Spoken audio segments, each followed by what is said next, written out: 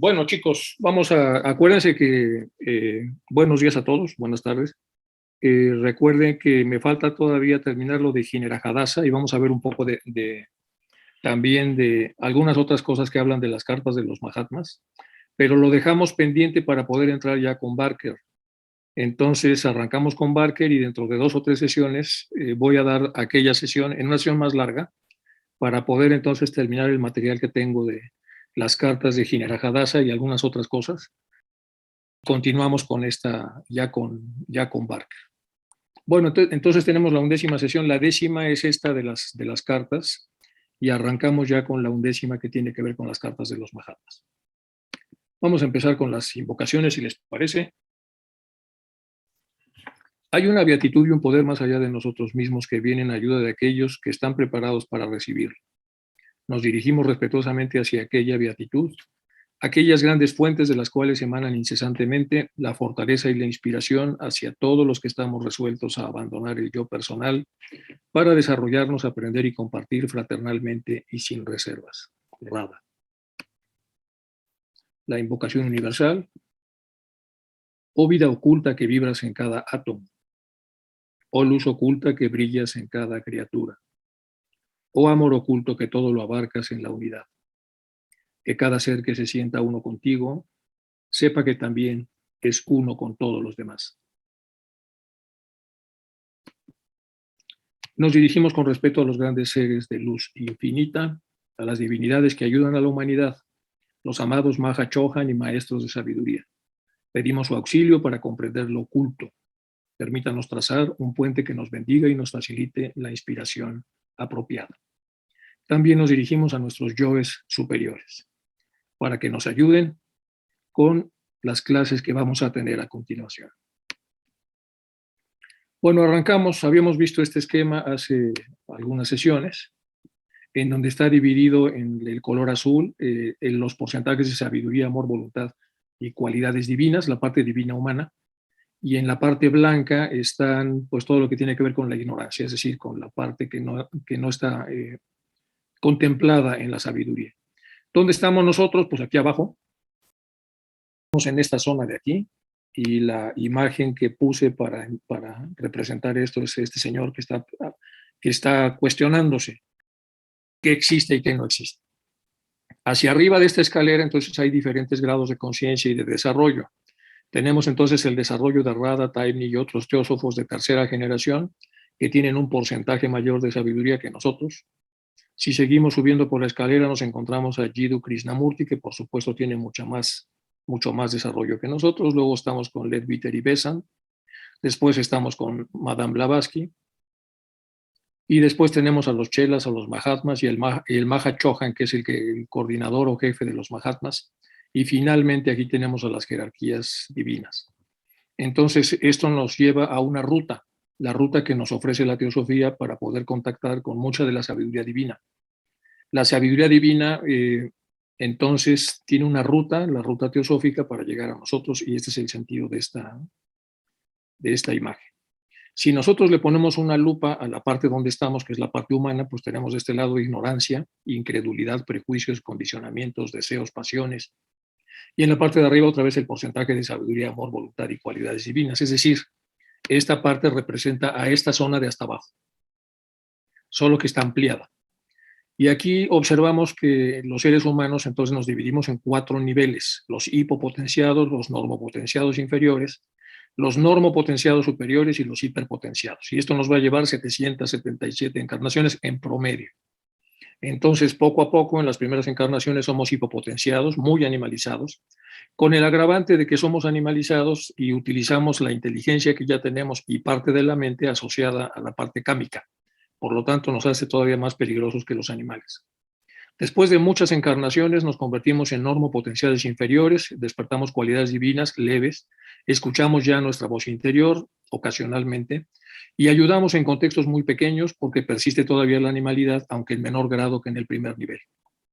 El siguiente es el normopotenciado superior, que ya discierne, quiere ayudar, es sensible, procura ser honesto, tiene una animalidad mucho menor.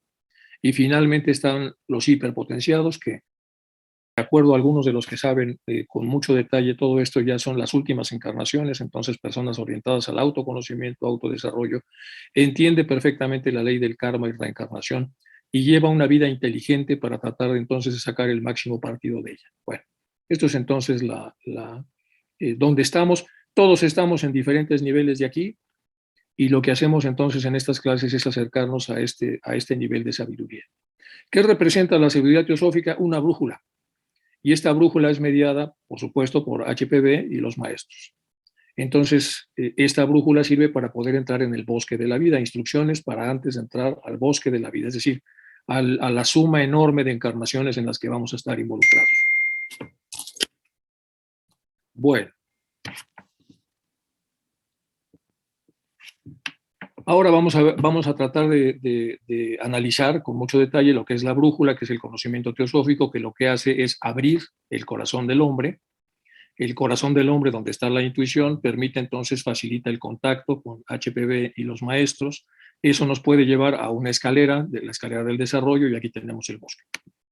Visto con detalle, entonces tenemos una primera parte donde requerimos la brújula para que de los 360 grados que tenemos a nuestro alrededor sepamos por dónde debemos caminar y veamos la ruta.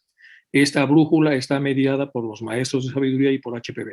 Y en la segunda parte nos dejan solos, ya con el corazón activado, para que nosotros decidamos cómo queremos cruzar el bosque. Ya tenemos los conocimientos básicos para hacerlo, y ahora lo que tenemos que hacer a través de nuestra intuición y discernimiento es encontrar entonces cuál es la línea que nos va a permitir cruzar.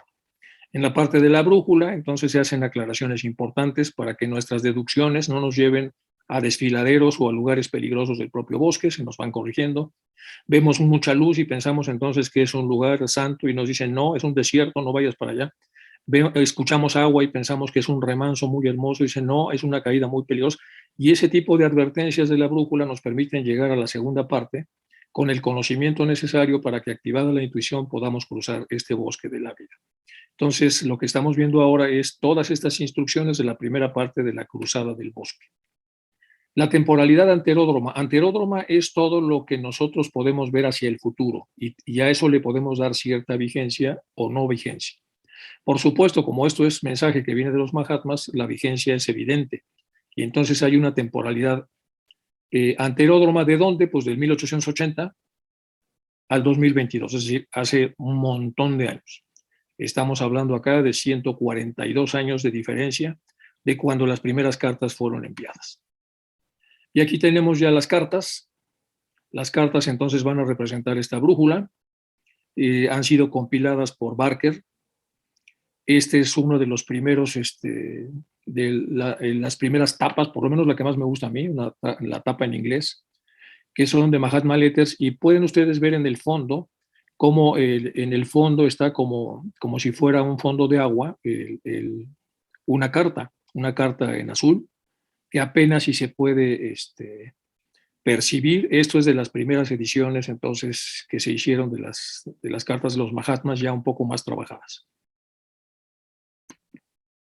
Aquí tenemos esta que es la más conocida, o algunas de las más conocidas, y luego la que no tiene tapa, es decir, la que se comercializa con más facilidad en Estados Unidos, bueno, y en todo el mundo, y aquí un ejemplo de la tipografía. De Barker, el que hizo Alfred Trevor Barker, el que hizo la compilación, pues no hay fotos, es muy difícil encontrar quién era, dónde estaba y qué hacía.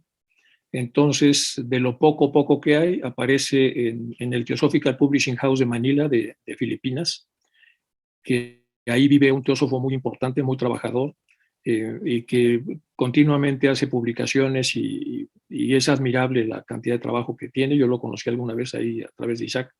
Y este hombre entonces está en Filipinas.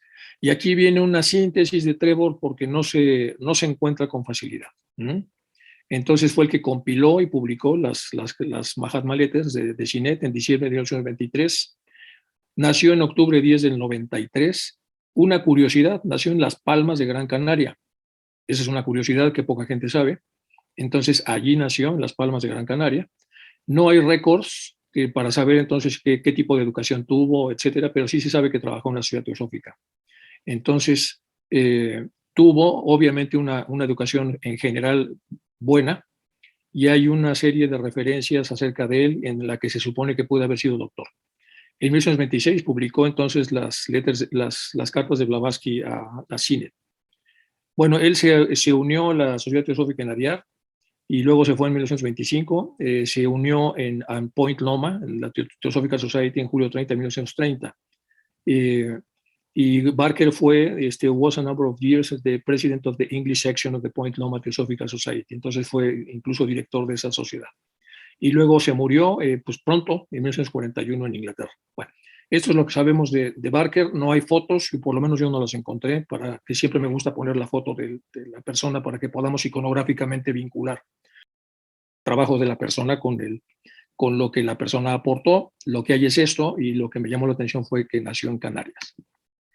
Y bueno, entramos ahora sí a las famosas cartas que fueron compiladas por este señor.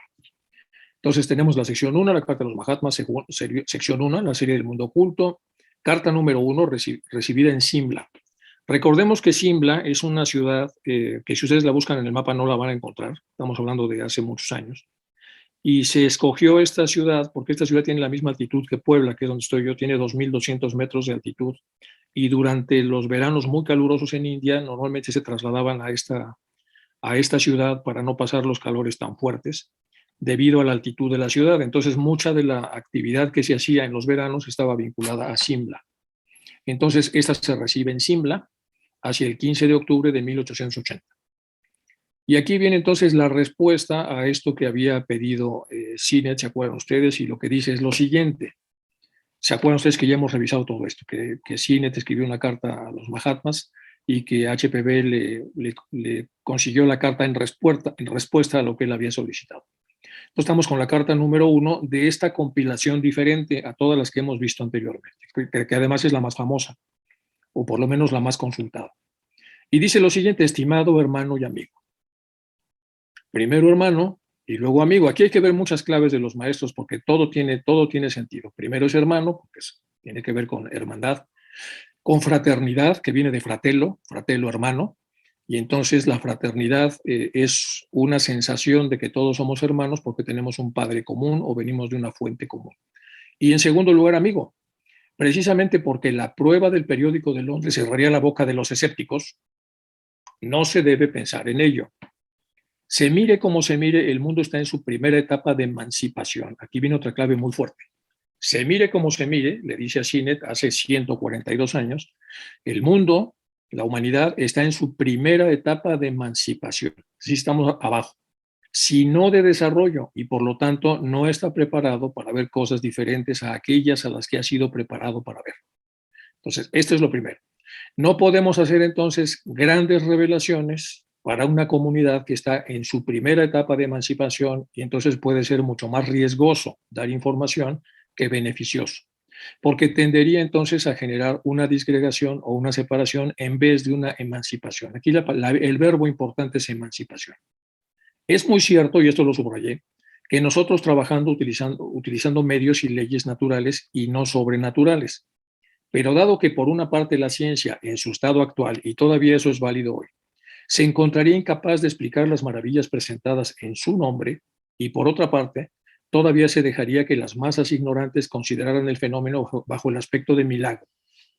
Ello equivaldría a un desequilibrio para todos aquellos que fueran testigos de este fenómeno, y las consecuencias serían desastrosas. Es decir, si las masas de población no consideran que aquello que están observando, que aparece como sobrenatural, es producto de las leyes naturales, es decir, de las leyes de la naturaleza, automáticamente le pondrían la etiqueta de milagro, con lo cual entonces quedarían en una mayor profundidad y mayor alejamiento de lo que realmente ocurre, es decir, que no hay milagros, que son leyes de la naturaleza que tienen diferente grado de desarrollo y de manifestación. Y las consecuencias serían desastrosas porque no podría controlar el editor de este periódico el que la gente automáticamente pudiera poner esta etiqueta. Dígame, sería así especialmente para usted, que fue el iniciador de la idea. Al primero que le darían fuerte es a usted. Y para la leal mujer que tan imprudentemente se precipita hacia la ancha puerta abierta que lleva a la notoriedad. Esta puerta, aunque sea abierta por una mano tan amistosa como la de usted, muy pronto se convertiría en una trampa, y una trampa realmente fatal para ella, y seguramente eso no es lo que usted pretende. Bueno, aquí empieza entonces. Lo que le está diciendo es que no es momento para que en el Pioneer se publiquen cosas, incluso en Londres, cosas en relación a de lo que Sinet estaba aprendiendo a través de lo que HPV hacía en su casa. La segunda, que viene grande porque estoy haciendo una introducción de la propia carta, es esta, y la tercera nos vamos a ir con más detalle. ¿Qué locos son aquellos que, especulando solo con el presente, cierran voluntariamente sus ojos al pasado, cuando naturalmente ya son ciegos respecto al futuro? Calma.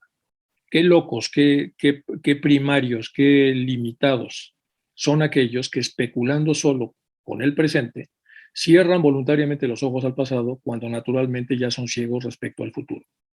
Estoy muy lejos de considerarle entre estos últimos, le dice.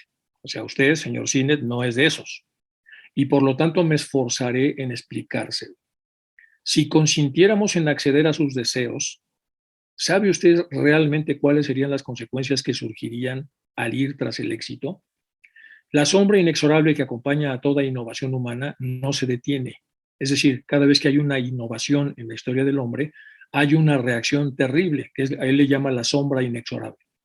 Pero son pocos todavía los que, alguna vez conscientes de su proximidad y de los peligros que encierra. Es decir, muchos de los innovadores no se imaginan la cantidad de problemas que van a generar cuando innoven, porque hay una resistencia en la sociedad debido al nivel en el que estamos, en donde pueden tildarle de loco o pueden agredirle o incluso matarle. ¿Qué podrían, pues, esperar aquellos que ofrecieran al mundo una innovación que, si fuera creída, sería atribuida seguramente a causa de la ignorancia humana? Aquellos poderes de las tinieblas en los que aún cree toda esta masa de gente, y a los que todavía temen 2/3 partes de la humanidad. Entonces, vamos a leer otra vez, por eso lo subrayé. ¿Qué podrían, pues, esperar aquellos que ofrecieran al mundo una innovación? ¿Qué podrían ofrecer los que tienen las innovaciones y piensan ofrecerla al mundo? Si fuera creída, sería atribuida, seguramente a causa de la ignorancia humana, a aquellos poderes de las tinieblas. Es decir, este es un brujo o una bruja, como ya pasó entonces con los juicios que se hicieron de sumarios, ¿se acuerdan ustedes, en Raleigh? En los que aún creen y en los que todavía temen las 2/3 partes de la humanidad. Usted dice que la mitad del hombre se convertiría si pudiera entregarles un ejemplar del Pioneer el mismo día que se publica, donde usted hace referencia a estos. Permítame decirle que si la gente llegara a creer que el fenómeno era real, de lo que usted está tratando de publicar, le asesinarían a usted antes de que pudiera dar la vuelta a Hyde Park. Recuerden que en Londres hay un parque enorme, mucho más grande que el Central Park de Nueva York, se llama Hyde Park, enorme.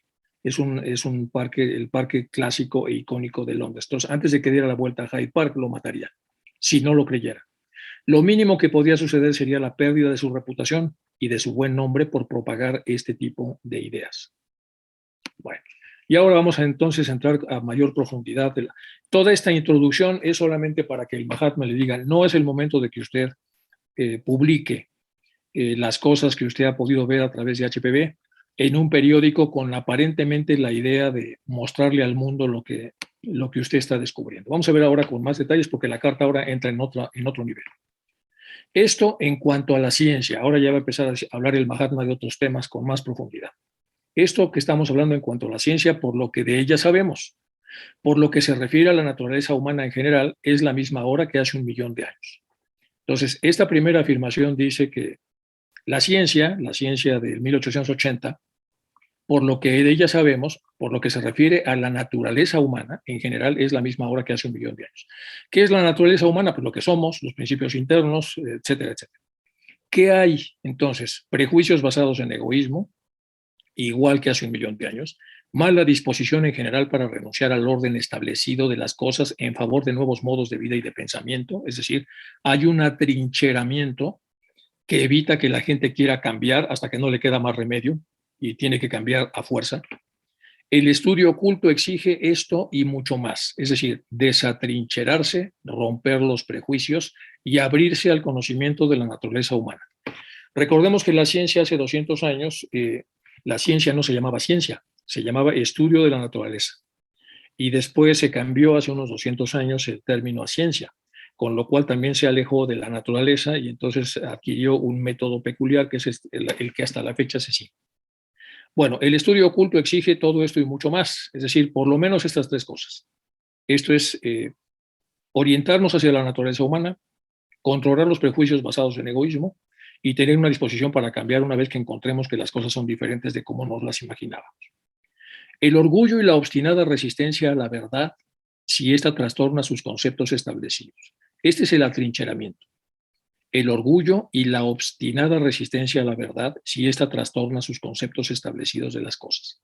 Cada vez que el científico, el hombre de ciencia, el hombre preparado, el hombre culto, encuentra algo que choca contra todo lo que ya ha invertido en él, en su propio modelo de vida, entonces se le disparan, se le activan el orgullo y una obstinada resistencia a esa verdad.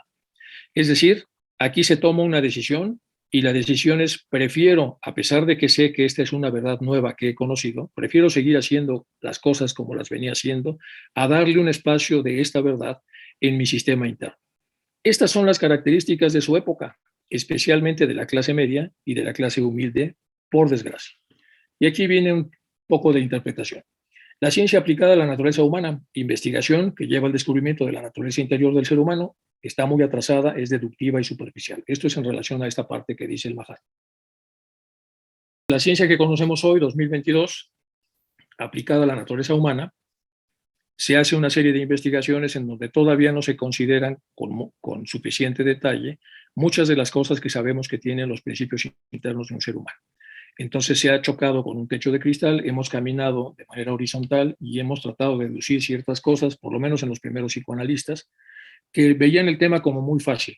Freud, cuando termina neurología y se da cuenta de que no hay muchos textos de psicología que hablen con suficiente propiedad de lo que es la naturaleza interior del ser humano, empieza a escribir una obra que le va a llevar 3 años que se llama Práctica para una psicología científica. Él era neurólogo, médico y escribe prácticas para una psicología científica.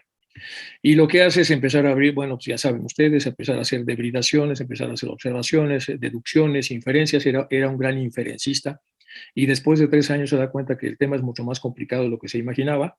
Y en este libro él reconoce que es mucho más complejo el tema de la interioridad del ser humano.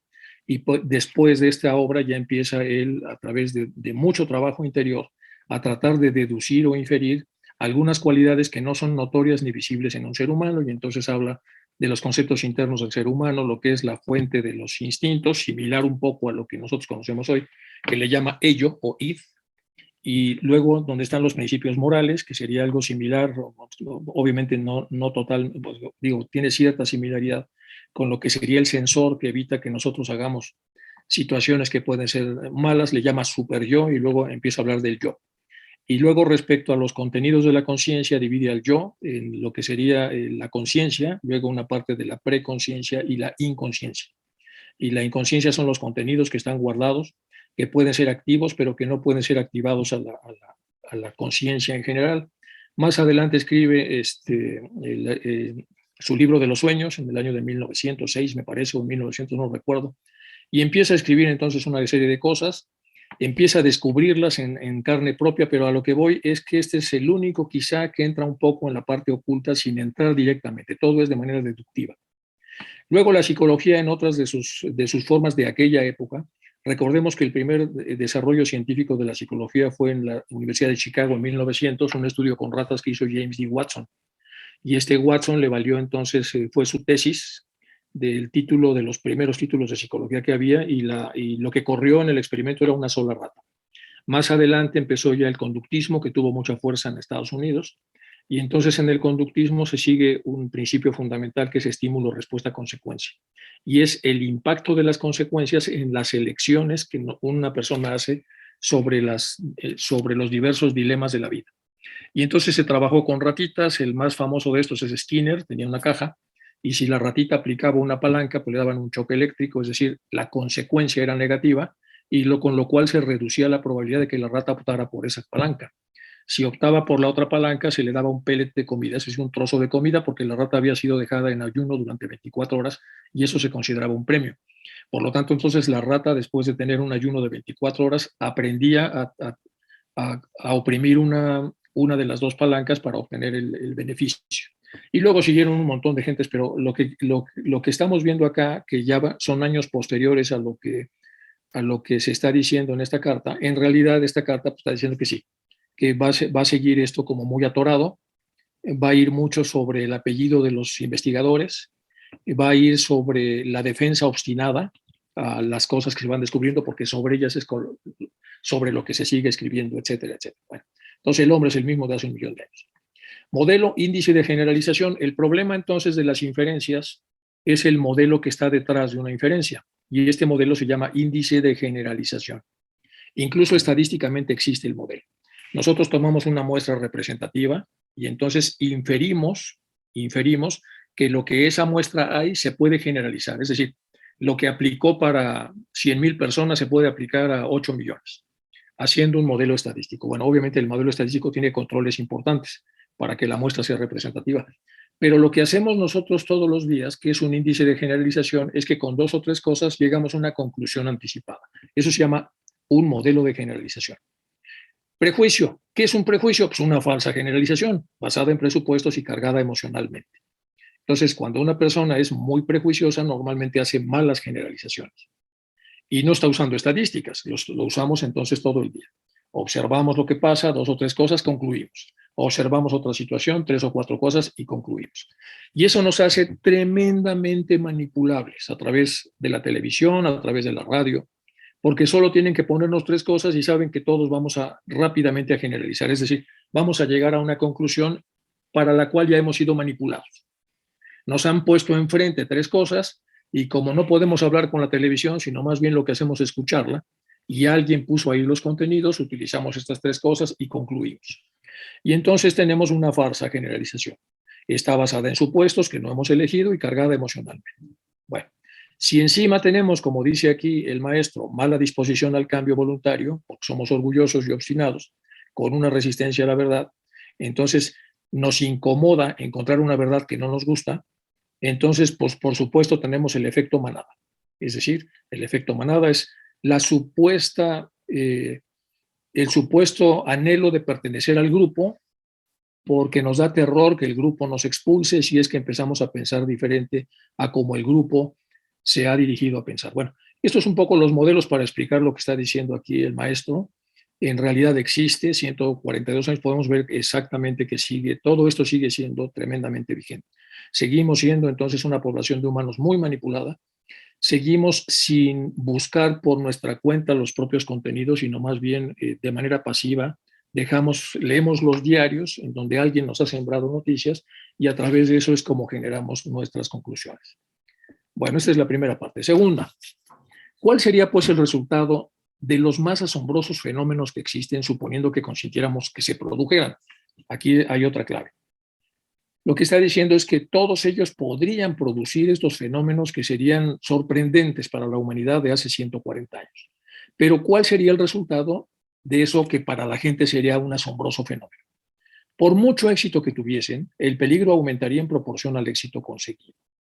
Pronto no quedaría más que seguir adelante, siempre increciendo o entregarse a esta incesante lucha contra el prejuicio y la ignorancia, y ser muertos con vuestras propias armas.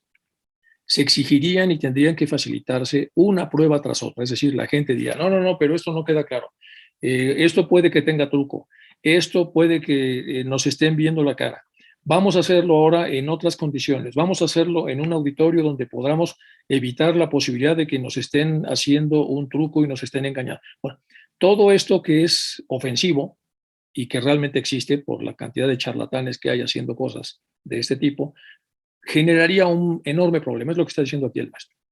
Se esperaría que cada fenómeno fuera más maravilloso que el anterior, es decir, otro problema que tiene el ser humano a nivel del ego inferior, incluso hablando cerebralmente de estos temas, es lo que se llama habituación. ¿Qué es la habituación? Pues pasa con las drogas. Una persona, pues después de consumir cierta droga en cierta dosis, el cuerpo se va habituando y ya no produce el efecto necesario, entonces incrementa la dosis.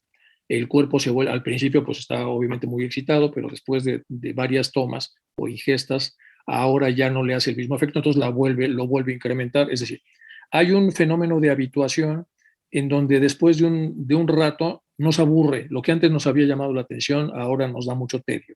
Entonces, se esperaría que cada fenómeno fuera más maravilloso que el anterior para mantener la atención. Dice, aquí lo que está diciendo el maestro es eso, todo lo que años después se descubrió como estos sistemas de sensibilización que tenemos los seres humanos y que cuando no somos lo suficientemente maduros tendemos a aburrirnos, por lo menos en nuestra parte baja, de algo que ya dominamos y ahora queremos algo más, porque aquello que ya tenemos nos aburre, nos llena de tedio. Su observación constante es que no puede esperarse que uno crea, a menos que no lo haya visto con sus propios ojos. Y este es el otro modelo. El otro modelo es la constatación materialista. La constatación materialista, la de Santo Tomás, que para creer pues tiene que verlo y además tiene que ver que no estén trucos metidos ahí alrededor de lo que nosotros estamos observando. Entonces, aquí nos está hablando de las grandes debilidades que un ser humano tiene cuando vibra hacia abajo, es decir, hacia la parte inferior de su ego, y entonces que eso es muy difícil convencer a una persona que se encuentra vibrando en ese sentido. Y aquí vienen algunas explicaciones de este tema. Tenemos el porcentaje de credibilidad alta en una mente prejuiciosa y los porcentajes de credibilidad alta en una mente ignorante. Entonces, tenemos acá el modelo de motivación incremental, saturación o sensibilización. Estímulos repetidos bajan la frecuencia de interés. Solución, incrementar el estímulo para mantener el interés. Problema, saturación cognitiva por el incremento de estímulos. Hay estudios, aquí nos pasamos a otra ciencia bastante superficial que es el marketing. En el marketing empezaron a repetir comerciales, anuncios, 5 veces a la semana, 10 veces a la semana, 30 veces a la semana, 60, y entonces la curva iba increciendo, pero cuando llega a cierto punto de saturación empieza a descender. Es decir, tampoco aguantamos una saturación tan grande. Entonces, lo que hacen los investigadores sociales actualmente es ver cuál es el máximo posible, es decir, una saturación tiene que ser tan alta como se pueda, pero no más alta de lo que debe, de acuerdo a la lógica de ellos. Y entonces nos saturan de una manera en donde no lleguemos al aburrimiento y estamos continuamente siendo bombardeados con esta información. El modelo, si se puede ejemplificar de alguna manera, es esta que aparece acá, está el estímulo, hay un ascenso, sensibilización, aburrimiento, entonces necesidad de mayor estímulo, se nos provee un mayor estímulo, vuelve a haber un ascenso, otra sensibilización, aburrimiento, ahora como estamos aburridos necesitamos más estímulo, etcétera. Y así es entonces como nos van cambiando las cosas que van poniendo enfrente de nosotros para que nos mantengan de alguna manera entusiasmados a las cosas que normalmente solemos hacer. Y eso es parte de la naturaleza animal que todavía vibra, que todavía existe en el ego inferior y que requiere este tipo de modelos para mantenerse atenta. Le pasa a los niños, pero los niños están en una parte evolutiva importante y no nada más les pasa eso, les pasan muchas otras cosas que de alguna manera pueden evitar este sistema. Entonces el niño tiene una reflexión mágica cuando tiene cierta edad y aunque sigue este proceso, en realidad es capaz de socializar de muchas otras formas, no nada más de esta. Y entonces ya desde la infancia se puede trabajar el que un niño pueda encontrar sus propios materiales, como hizo una gran teósofa que es la doctora Montessori. Bueno, vamos a más de la información del maestro. ¿Bastaría todo el curso de la vida de un hombre para satisfacer la curiosidad de todos los escépticos del mundo? Aquí hace una pregunta. ¿Bastaría todo el curso de la vida de un hombre para satisfacer la curiosidad de todos los escépticos del mundo? Vamos a analizar con mucho cuidado esta pregunta. Entonces, lo que está diciendo es que si una persona usa todo el curso de su vida para satisfacer la curiosidad de todos los escépticos, ¿sería suficiente? Un mártir que da su vida por la verdad en la que él cree es suficiente para satisfacer la curiosidad de todos los escépticos del mundo?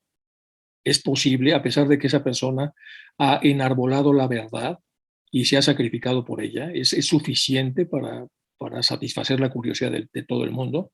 Bueno, aquí eso es lo que pregunta él. Puede que resulte fácil aumentar el número inicial de creyentes si nosotros vemos a alguien que realmente se ha sacrificado. En Simla, hasta llegar a centenares y a miles. Es decir, nosotros podríamos hacer que en esta ciudad en donde se ahuyentaban del calor hindú, en esta ciudad puede llegar a centenares y a miles. Pero ¿qué pasaría con los centenares de millones que no podrían ser testigos oculares de este tema? Los ignorantes incapaces de comprender la labor de los operadores invisibles, ojo, aquí tiene otra clave. Los ignorantes, incapaces de comprender la labor de los operadores invisibles, las cosas que no se ven, de todos los seres que nos ayudan y que ayudan a que las cosas sucedan, algún día podrían descargar su ira contra los representantes activos visibles. En cuanto a las clases elevadas e instruidas, seguirían dudando y negando, como siempre, desacreditándolos a ustedes como se ha hecho antes. Bueno, vean ustedes otra vez las frases tan fuertes que está usando el maestro para decir lo muy mal que estamos, lo muy poco desarrollados, y dentro de esa primitivez que tenemos, cómo descargamos ira a través de la ignorancia que tenemos, todo por no comprender que hay operadores invisibles, porque obviamente dentro del escepticismo, si nosotros no los vemos, suponemos que no existe, que no existe. Bueno, todo lo que está diciendo acá de este lado, entonces vamos a analizar el aspecto del ego inferior llamado agravio comparativo. ¿Qué es el agravio comparativo? Pues el ego inferior, cuando observa que a una persona que supuestamente es igual a ella se le están dando privilegios superiores a los que ella necesita, pues automáticamente entra en crisis emocional y empieza a exigir dos cosas: o que a aquella persona a la que se dan ciertos beneficios no se le den para que quede pareja, o que a la otra persona a la que no se le han dado los beneficios se le den, para volver a quedar otra vez en un sistema más igualitario. Si opta por la primera, es decir, que no se le den a aquella persona los privilegios que se le dan, normalmente va a trabajar a espaldas de esa persona, porque no es algo en donde que le daría mucho prestigio estar luchando para quitarle a alguien lo que legítimamente le pertenece. Pero si opta por la otra, entonces sería algo más público. Hay todo un modelo sociológico para explicar eso, pero no vamos a entrar en tanto detalle. Y aquí viene pues el dibujo: no seas idiota, te están engañando, los principios interiores no existen. Crédulo, ignorante, ja, ja, ja, ja, le dicen a este que recién está empezando con a entender un poco lo que pasa de estos operadores invisibles, etcétera, y este se muere de risa porque él está hablando, obviamente, y encima se está burlando. ¿Cuáles operadores invisibles me están engañando? Me han engañado, estoy furioso, dañaré a quien quiera que trate esos temas porque nos quieren manipular, y entonces aquí está furioso. Bueno, es un poco el ejemplo de lo que son las primeras ideas que el maestro le está trasladando a Sinet respecto a lo que Sinet quería hacer, de publicar en el Pioneer en Londres una serie de fenómenos que él ya había observado y constatado en persona. Bueno, una vez que después de esta vamos a abrir un poco los micrófonos para tratar de hacer un poco de análisis de las primeras partes de lo que los maestros están aquí comentando, o les voy a pedir que vayan anotando sus preguntas para que podamos pasar a la sección de preguntas, y cuando tenga yo una sesión de mayor duración o más larga, entonces ya estaremos interrumpiendo para que ustedes puedan también discutir y debatir sobre este tipo de cosas que dice la primera carta. Haciendo causa común con la mayoría, usted nos reprocha nuestra excesiva reserva. Es decir, en esa primera carta, que no sabemos al detalle, que es la que él escribió, él le reprocha que sean tan reservados los maestros. ¿Por qué no se manifiestan? ¿Por qué no se expresan? Es lo que suponemos que decía esa carta, y aquí lo contesta el maestro. Dice: haciendo causa común con la mayoría, usted nos reprocha nuestra excesiva reserva. Pero fíjense cómo lo pone. Dice: eso que usted dice, pues sí, es lo que la mayoría piensa, que por qué no nos manifestamos, que por qué no nos acercamos a ustedes, que por qué no. Entonces usted nos reprocha nuestra excesiva reserva, no nada más la reserva, sino la reserva excesiva. Pero nosotros conocemos un poco la naturaleza humana, porque nos lo ha enseñado la experiencia de muchos siglos, incluso milenios. Aquí hay otra afirmación enorme. Dice: claro, todos de alguna manera se molestan de que nosotros no nos manifestemos con ustedes como ustedes suponen que debiéramos hacerlo. Pero no lo hacemos porque ya los conocemos. Conocemos la naturaleza humana. Nos la ha enseñado la experiencia de muchos siglos, incluso milenios. Y sabemos que mientras la ciencia tenga algo que aprender, y mientras anida en el corazón de las multitudes una sombra de dogmatismo religioso, los prejuicios del mundo tienen que ser vencidos paso a paso y no de golpe. Y aquí está hablando de una palabra fuerte: el dogmatismo. ¿Qué es el dogmatismo? Pues es una verdad no comprobada, no corroborada, normalmente trabajada a través de un grupo, y si la persona no comulga con esta verdad, pues automáticamente es lastimada o incluso hasta desaparecida. Y lo otro son los prejuicios, que son falsas generalizaciones. Entonces vivimos en un mundo lleno de prejuicios, es decir, de supuestas generalizaciones no corroboradas y comprobadas, pero que son utilizadas como ciertas. Por lo tanto, entonces vivimos en un mundo de doble mentira, dicen los budistas. La primera mentira es porque es mayábico, maya. Y la segunda es porque dentro de ese mundo mayábico tenemos prejuicios, es decir, generalizamos cosas que están mal armadas, es decir, hacemos falsas generalizaciones, con lo cual tenemos una doble realidad errónea. Y para rematar, el dogmatismo. Entonces, bueno, es el mundo que hemos creado, tampoco ha cambiado gran cosa, sí ha cambiado, pero no gran cosa. He encontrado dogmatismo extremo y prejuicios, escribiré para que sean vencidos paso a paso. Bueno, es lo que dice alguien que está observando en el interior del cerebro de un ser humano. Aquí dice unas cosas muy hermosas, porque hay que ver la secuencia que tiene la carta. Dice, nosotros conocemos un poco, por supuesto que este es un sarcasmo, la naturaleza humana. Nos lo ha enseñado la experiencia de muchos siglos e incluso milenios. Si quitamos un poco, pues nosotros conocemos una barbaridad, la naturaleza humana, porque nos ha enseñado la experiencia de muchos siglos. Y entonces aquí da un poco de cátedra a ese respecto. Así como en el remoto pasado hubo más de un Sócrates, que no lo sabemos, porque sí sabemos de Sócrates, pero no sabemos que hubiese más de un Sócrates. El opaco futuro dará nacimiento a más de un mártir. También ha habido muchos mártires. La ciencia emancipada volvió desdeñosamente la espalda a la opinión de Copérnico, que en realidad Copérnico no estaba encontrando nada nuevo, él estaba restableciendo las teorías de Aristarco de Samos, quien también fue vapuleado, el cual afirmaba que la Tierra se mueve en círculo alrededor de su propio centro. Eso afirmaba Aristarco de Samos y mucho tiempo después Copérnico. Años antes de que la Iglesia tratara de sacrificar a Galileo en el holocausto a la Biblia. William Gilbert Colchester, médico de la reina Isabel, muy poco conocido, murió envenenado únicamente porque este auténtico fundador de la ciencia experimental en Inglaterra había tenido la osadía de anticiparse a Galileo, de señalar el error de Copérnico en cuanto al tercer movimiento, que era seriamente sustentado para explicar el paralelismo del eje de rotación de la Tierra. Bueno, lo que está diciendo entonces es que en aquel entonces la realidad dogmática, la realidad prejuiciosa, la realidad vibracionalmente descendida, había abrazado unas verdades que no eran ciertas, eran prejuiciosas, eran falsas generalizaciones, pero vienen los científicos a tratar de cambiar las cosas, y aquí nos habla de Sócrates y otros como él. Después nos habla de Copérnico, que en realidad es el seguidor de Aristarco de Samos, y después nos habla un poco de Galileo. Y más adelante de algunos incluso muy poco conocidos, como el William Gilbert de Colchester, el médico de la reina Isabel, que murió envenenado, solamente porque estaba hablando de una corrección que tenía que ver con el movimiento de la Tierra sobre su propio eje. Este es Aristarco de Samos, este de acá, para que lo vayamos más o menos conociendo. Fue un astrónomo y matemático griego nacido en Samos, por eso era de Samos. Grecia fue la primera persona conocida que propuso el modelo heliocéntrico del sistema solar, colocando al Sol y no a la Tierra en el centro de todo.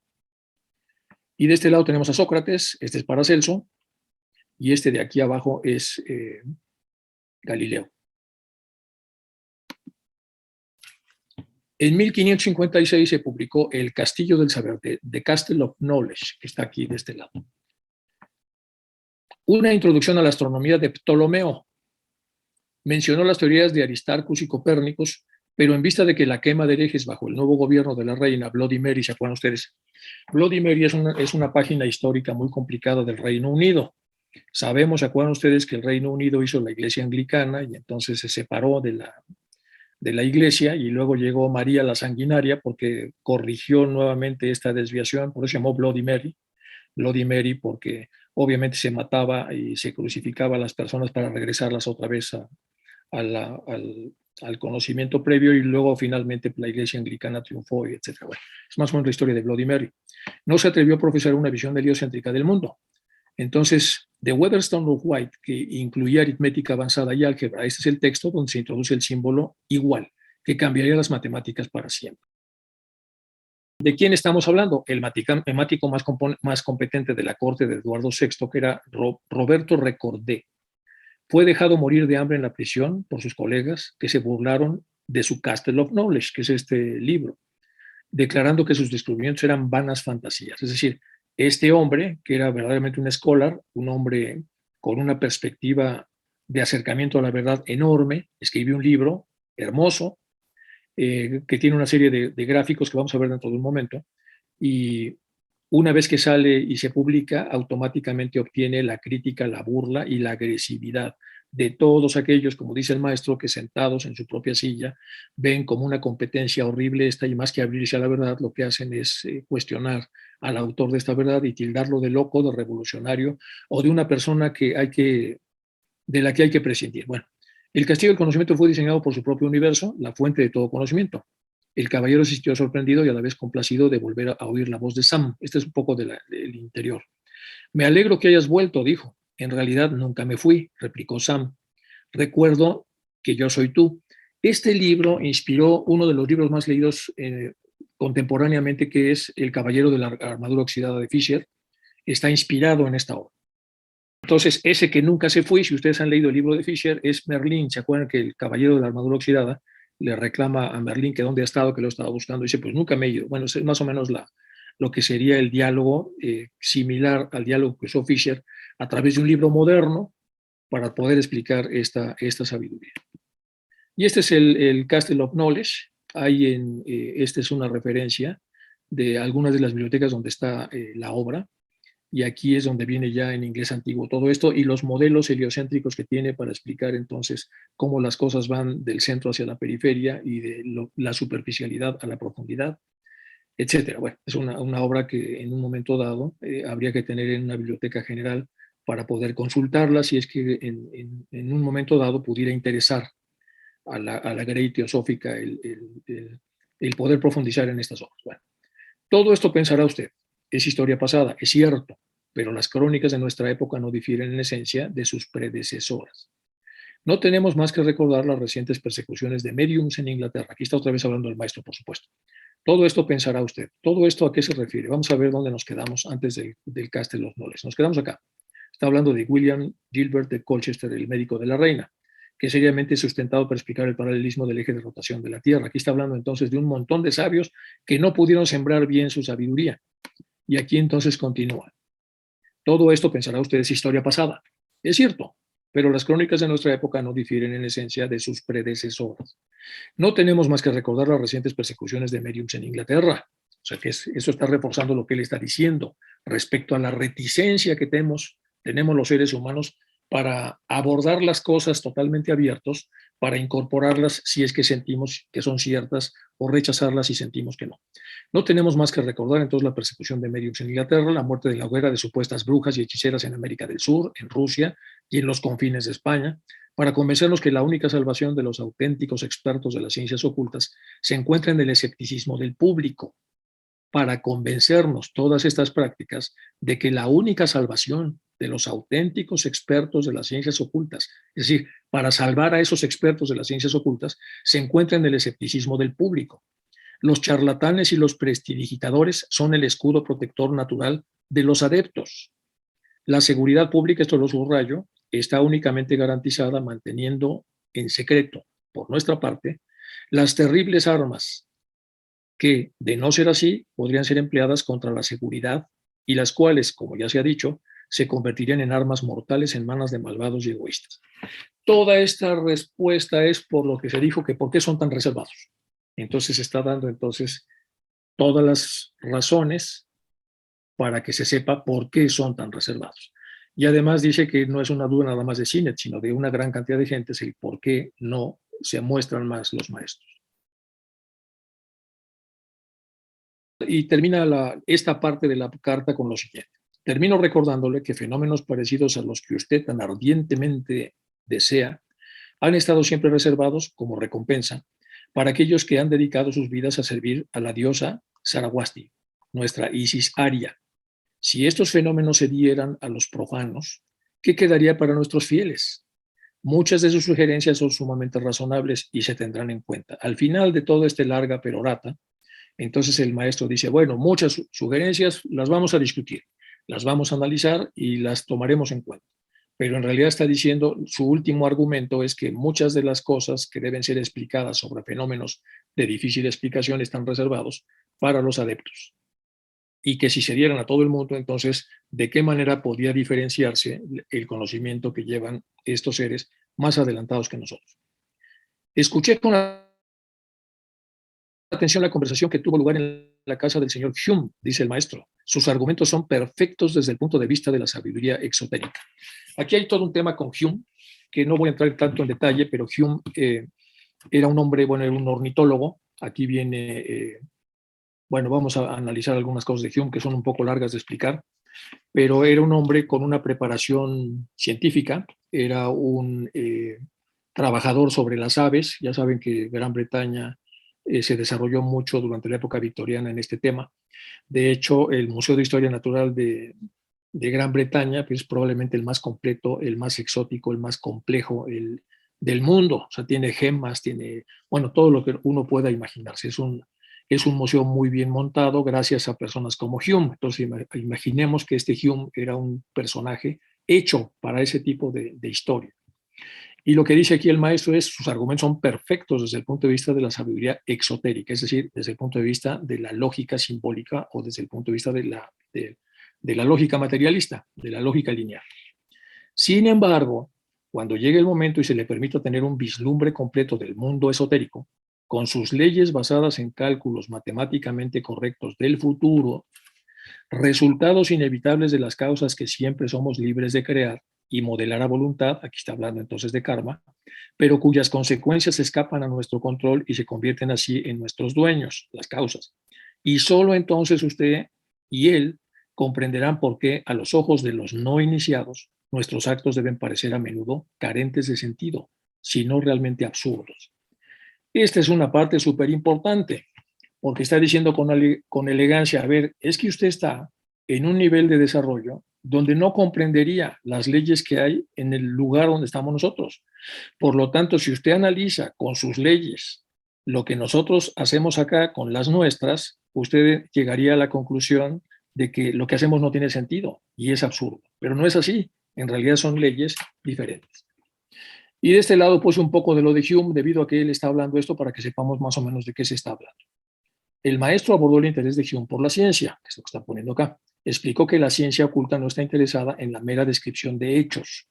Le está diciendo a Hume, a ver, señor Hume, la ciencia oculta no le interesa la descripción de hechos, es decir, que nosotros veamos que cuando cae el agua, la tierra crece no nos interesa. Y que si crece y hay las condiciones apropiadas para la tierra, se dan frutos. Entonces es pura descripción. No está interesado en la mera descripción de hechos, sino en todo lo que pueda resultar en una elevación moral de la humanidad. O sea, la ciencia oculta va sobre la elevación moral de la humanidad. Ese es el fin, no el fin de describir fenómenos que para ellos son muy obvios. Ahora bien, para nosotros, pobres y desconocidos filántropos, ningún hecho de ninguna de estas ciencias es interesante, excepto en el grado de su potencialidad de resultados morales y en la proporción de su utilidad para la humanidad. La única ciencia que nos interesa es aquella que tiene un efecto sobre la utilidad para el desarrollo de la humanidad y la utilidad para el incremento de los resultados morales. Y que en su orgulloso aislamiento puede ser más completamente indiferente a todos y todo, o más limitado a nada, sino a los requisitos egoístas para su avance. Que esta ciencia materialista y realista de los hechos, pregunta. No puedo preguntar entonces sin ser grabado con una vana alarde de ciencia, ¿qué tienen que ver las leyes de Faraday o Tyndall con la filantropía en sus relaciones abstractas con la humanidad, vista como un todo integral?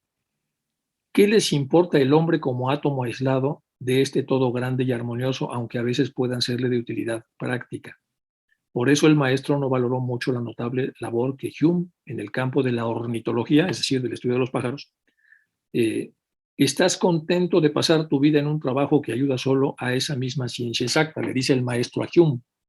¿Estás contento de pasar tu vida en un trabajo que solo ayuda a esta misma ciencia exacta? Es decir, todo lo que haces es para incrementar lo que se sabe de los pájaros. Provocas un derroche de energía cósmica por toneladas para acumular apenas unas pocas onzas en tus volúmenes donde hablas de pájaros. Por decirlo en sentido figurado. Prestad a vuestros semejantes la mitad de la atención que habéis concedido a vuestros pajaritos, le pone, y redondearéis una vida útil con una obra grande y noble. Esta última parte entonces se la dice el maestro a Hume, para decirle que la ciencia que él está practicando no es una ciencia que a ellos les interese porque no tiene un impacto sobre la parte moral y la parte del desarrollo de la humanidad.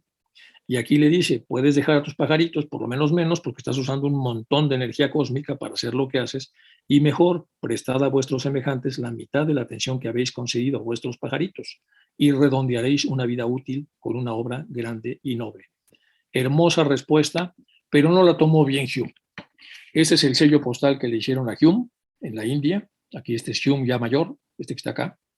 Hume no apreció este comentario, no le cayó como bomba, y evidentemente le hizo saber al maestro sus sentimientos. La respuesta del maestro fue recibida en diciembre de 1880 y dice, tus pajaritos sin duda han hecho mucho bien a su manera, ya que así lo crees y ciertamente nunca pensé en ofenderte cuando dije pajaritos con mi comentario, de que la raza humana y su bienestar eran al menos un estudio tan noble y este último como una ocupación deseable, como la ornitología.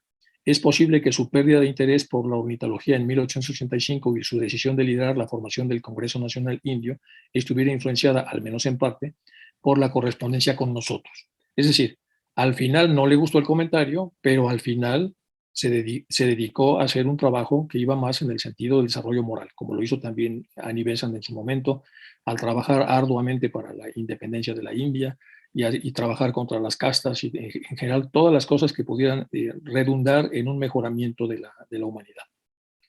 En cuanto a por qué los Mahatmas acordaron entrar en correspondencia con él, es decir, con Hume, y el señor Sinnett, el maestro KH, escribió, su sagacidad, mi amable amigo, habrá sugerido hace mucho tiempo que no se debe tanto a sus virtudes personales combinadas, aunque debo confesar que el señor Hume ha acumulado un gran reclamo desde su conversión, o mis preferencias personales por cualquiera de los dos, de usted como por otras y muy aparentes razones.